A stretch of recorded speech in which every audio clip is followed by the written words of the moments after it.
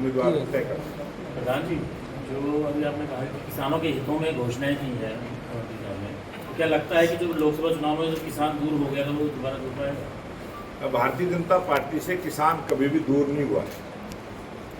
कांग्रेस ने किसानों को किस प्रकार से गुमराह करने का प्रयास किया। कांग्रेस ने बहुत एक बड़े तबके को संविधान का नाम लेकर जो झूठ बोलने का काम किया और आरक्षण को ख़त्म करने की जो बात का झूठा प्रचार किया। कांग्रेस पार्टी ने कई प्रकार की झूठ इस लोकसभा चुनाव में बोली और कुछ वोटों का थोड़ा बहुत अंतर से ही, क्योंकि आज भी लोकसभा चुनाव की अगर आप हिसाब लगाएं तो 3% वोट आज भारतीय जनता पार्टी की कांग्रेस से ज़्यादा है। आज हमने 44 सीटें विधानसभा की जीती, 42 सीटों पर कांग्रेस विजयी रही और अगर 1% वोट भी भारतीय जनता पार्टी का बढ़ जाए तो 54 सीटों का आंकड़े पे पहुंचती है। और मेरे को लगता है कि अब की बार भारतीय जनता पार्टी की स्पष्ट बहुमत की सरकार, जो 3-4% वोटों का समीकरण है जो कांग्रेस के पक्ष में गया है, इस विधानसभा चुनाव में भारतीय जनता पार्टी के पक्ष में जाएगी। अध्यक्ष जी, आपने कहा कि ये सरकार किसानी देशी है, जो किसान आंदोलन कर रहे हैं, क्यों ना उनके साथ बैठकर कोई कंक्रीट सॉल्यूशन निकाला जाए। सभी किसान यूनियनों के साथ हम लगातार बैठक करते हैं, कभी भी हमने बैठक से दूरी नहीं बनाई, संवाद हमारा हमेशा रहा है। और जैसे ही कल मुख्यमंत्री जी ने घोषणा की है, अनेक संगठनों ने, आप सबने सोशल मीडिया पे देखा भी होगा, सभी ने तारीफ की है और सभी किसान यूनियन आज भारतीय जनता पार्टी के साथ। सर, 2014 के चुनाव, मैं लोकसभा चुनाव की बात कर रहा हूँ, 2019 लोकसभा और विधानसभा चुनाव में जिस उत्साह और जिस ऊर्जा शक्ति से कार्यकर्ता काम कर रहा था भारतीय जनता पार्टी के लिए, वो 2024 के चुनाव में, लोकसभा चुनाव में देखने को नहीं मिला। क्या आपके प्रदेशाध्यक्ष बनने के बाद कार्यकर्ताओं की जो अनदेखी हो रही है, कार्यकर्ताओं की सुनवाई नहीं हो रही है, वो सुनवाई होगी?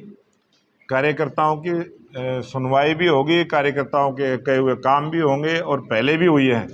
लेकिन जहाँ थोड़ी मोटी कमी थी, आप सबने देखा है कि हमारे लोकप्रिय मुख्यमंत्री नायब सिंह सैनी जी रात को 2-2 बजे तक भी कार्यकर्ता की बात को सुनने की ताकत रखते हैं और कार्यकर्ता के हर काम को भी करते हैं। ये 2024 के चुनाव में पहली बार प्योर भारतीय जनता पार्टी के कार्यकर्ताओं की सरकार बनेगी और कार्यकर्ताओं को पूरा मान सम्मान मिलेगा। लोकसभा चुनाव के बाद काफी आरोप लगे थे आपस में फूट के, क्या वो विधानसभा में भी देखने को मिलेगा और पार्टियों में जैसे बीजेपी?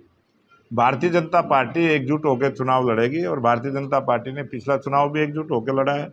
अगर कोई किसी कार्यकर्ता का, जैसे खबरों में आया है, कई दफ़े कार्यकर्ता काम करता है, दूसरे कार्यकर्ता को पता नहीं होता काम कर रहा है नहीं कर रहा है, भ्रम की स्थिति हो जाती है। लेकिन भारतीय जनता पार्टी के सभी कार्यकर्ता देश के लिए काम करते हैं, पार्टी के लिए काम करते हैं, समाज के लिए काम करते हैं और वो करें। एकता की बात आप कर रहे हैं सर, लेकिन यहीं के जो लोकसभा प्रत्याशी थे उन्होंने ये आरोप लगाए थे कि उनके जो प्रचार जो किया गया उनके खिलाफ किया गया, उनके हिसाब से नहीं किया गया, उनको बदला भी किया है। जो जिलाध्यक्ष और कई जगहों के जिलाध्यक्ष भी बदले गए हैं। हमारे यहाँ जिलाध्यक्ष बदल जाएं, कोई पदाधिकारी बदल जाएं, ये निरंतर चलने वाली प्रक्रिया रहती है और ये समय समय पर बदली होते रहते हैं। चुनाव से इनका कोई संबंध नहीं। तो अभी भी आपको लगता है कि संगठन में कुछ फेरबदल की जरूरत है, क्योंकि आपने अभी संगठन संभाला? और दूसरा सवाल ये है कि अब जैसे विधानसभा चुनाव, तो टिकटों को लेकर बीजेपी का पैरामीटर जो उसकी चर्चा ये आ रही है कि जो करंट में विधायक है, हो सकता है उनकी जगह कुछ नए कैंडिडेट्स। जब भी हमेशा चुनाव होते हैं, जब ये टिकटों के बंटवारे को लेके ये पर्सन खड़े भी होते हैं और बहुत सारे नए उम्मीदवार भी आते हैं, बहुत सारे, कहीं ना कहीं थोड़ा बहुत अंतर होता है। लेकिन भारतीय जनता पार्टी का हमारा शीर्ष नेतृत्व तय करता है किसको चुनाव लड़ाना है, किसको नहीं लड़ाना। लेकिन मीडिया में इस तरह की चर्चा है कि इस बार शायद परिवारवाद वाला जो इशू है उसको बीजेपी ज़्यादा ध्यान ना दे, भारतीय जनता कैंडिडेट पे ध्यान। ये हमेशा से ही पार्टी का पैमाना रहा है कि जिताऊ उम्मीदवार को चुनाव लड़ाया जाए और चुनाव में ये प्रक्रिया ठीक भी होती है। बाकी समय से पहले बहुत सारी चीज़ें अपने ढंग से कुछ लोग चलाने का प्रयास करते हैं। भारतीय जनता पार्टी जिस विचार पर चलिए उसी विचार पर आगे बढ़ती रहेगी। किसी पार्टी जिताऊ का पता कैसे लगाएगी? आप जैसे लोगों के द्वारा सर्वे होगा, बातचीत होगी, आप जैसे लोग बताएंगे। बहुत सारे ऐसे सोर्स हैं और आजकल तो बहुत सारी एजेंसियां हैं जो सर्वे करती हैं, पार्टी भी एजेंसियां से सर्वे करवाती है।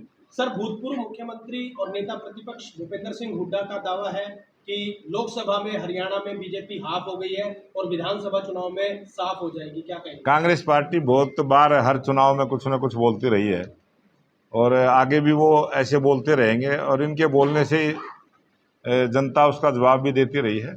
इस विधानसभा चुनाव में जो कांग्रेस पार्टी का जो भी दुष्प्रचार होगा जनता उसका जवाब देगी। विकास की बात आप करते हैं, विकास के आपने कहा कि 10 साल विकास के हम जनता के बीच में लेके जाएंगे, तो लेकिन उस विकास को लेकर जो है कॉन्फिडेंस नहीं आ रहा है बीजेपी, क्योंकि मूलभूत समस्याएं जो अभी भी जो है हर क्षेत्र में बरकरार है। हर क्षेत्र में जितनी भी समस्याएं हैं उन सब का समाधान किया है और प्रत्येक विधानसभा में विकास के नए नए काम हुए हैं। प्रत्येक पंचायत को 21 लाख रुपए तक काम करने की भी छूट दी गई है और बहुत बड़ी संख्या में अब प्रत्येक विधानसभा में इसी महीने 10 करोड़ रुपए की ग्रांट अलग से मुख्यमंत्री जी ने दी है। प्रत्येक विधानसभा में 20-20 करोड़ रुपए के काम इन्हीं 2 महीनों में आपको देखने को मिलेंगे। बहुत सारा विकास का काम हुआ है। सर, आपने कहा है छूट दी है पंचायतों के ऊपर प्रस्ताव लेके कौन आया था ये काम? ये एक पुरानी व्यवस्था थी जिस प्रकार से थी और पारदर्शिता के साथ काम हो, एक नई सोच थी, टेंडर के माध्यम से काम हो, उनमें कोई ढील हुई, देरी हुई, काम में देरी हुई तो उसके कारण को जानने के बाद इस प्रकार की छूट दी गई। अध्यक्ष महोदय, जिस विधानसभा में आप बैठे हैं, आपके स्वास्थ्य मंत्री विधायक है डॉक्टर कमल गुप्ता, वो कहीं लाल किला का मॉडल लगा रहे हैं, कहीं ब्रह्मोस का लगा रहे हैं, कहीं चंद्रयान का लगा रहे हैं, कहीं इंडिया गेट का लगा रहे हैं, जबकि बहुत सारे ऐसे एरिया हैं, वहाँ से आपके नेता भी बैठे हैं और पत्रकार भी बैठे हैं। शांति नगर है, मिलगेट एरिया है, विधायक साहब बैठे हैं, नलवा के उनका नवदीप कॉलोनी, आजाद नगर, वहाँ पे सीवरेज की व्यवस्था और पुराने शहर में पिछले 60 साल से सीवरेज की लाइन और पीने की पाइपलाइन नहीं बदली गई है। क्या इन मूलभूत सुविधाओं के एवज में शहर का सौंदर्यीकरण करना उचित है, क्या कहेंगे? इन हर घर को नल के जल से जोड़ना, सीवर की व्यवस्था को ठीक करना, 24 घंटे बिजली देना, स्वास्थ्य की सुविधाएं, शिक्षा की सुविधाएं, इन चीज़ों पर हमारी सरकार का फोकस है और उनको हम पूरा करेंगे। सर, हर बार की बात है, इस बार भी जो इलेक्शन है मोदी जी के नाम पे लड़ा जाएगा विधानसभा का या काम के नाम पे? अब भारतीय जनता पार्टी हमेशा से ही अपने नेता के नाम से भी चुनाव लड़ती है, विकास के नाम से भी चुनाव लड़ती है और जब प्रदेश में चुनाव होता है तो प्रदेश की समस्याओं के नाम से भी चुनाव लड़ती है। और भारतीय जनता पार्टी प्रधानमंत्री नरेंद्र मोदी जी के नेतृत्व में नायब सिंह सैनी जी को हरियाणा प्रदेश में मुख्यमंत्री के अगुवाई लेके हम चुनाव लड़ेंगे और नायब सिंह सैनी हरियाणा प्रदेश के मुख्यमंत्री बने, इसके लिए सब काम करेंगे। अध्यक्ष जी, अगला इलेक्शन जो है गठबंधन के अंदर लड़ा जाएगा या बिना? भारतीय जनता पार्टी, क्योंकि गोपाल कांडा ने भी भारतीय जनता पार्टी अलोपा के साथ जो आपका इशारा है वो लगातार 2019 में विधायक बने तभी से भारतीय जनता पार्टी की सरकार के साथ हैं, आज भी साथ हैं और वो आगे भी साथ रहेंगे। इस प्रकार का एक हमारा गठबंधन। तो सीटों के ऊपर कुछ हुआ है? वो पार्टी 1-2 सीट की पार्टी है, वो ज़्यादा बड़ी पार्टी नहीं है और उतना ही उसका दायरा है, उतने दायरे पे हमारा सब देंगे तो 1-2 सीटें ही देंगे नहीं, वो है ही इतना। क्योंकि आप प्रदेश अध्यक्ष हैं, इसलिए पूछा आपसे कि भाई हमारा जो समझौता है 1-2 सीट पर ही रहने वाला है। अगर वो एक सीट पर समझौता रखेंगे ठीक है। उनके भाई ने तो पहले भी हमारे सिंबल पर चुनाव लड़ा है, वो हो सकता है अब भी हमारे सिंबल पर चुनाव लड़े। एक ऐसी चर्चा है कि प्रधानमंत्री नरेंद्र मोदी जी हिसार आ सकते हैं। प्रधानमंत्री नरेंद्र मोदी जी 2 सभाएं हरियाणा प्रदेश में करेंगे। अभी उनकी जैसे ही डेट और स्थान फाइनल होगा बताएंगे। बीजेपी के साथ भी कोई गठबंधन की? अभी फिलहाल कोई गठबंधन की बात नहीं। सरकार साथी यही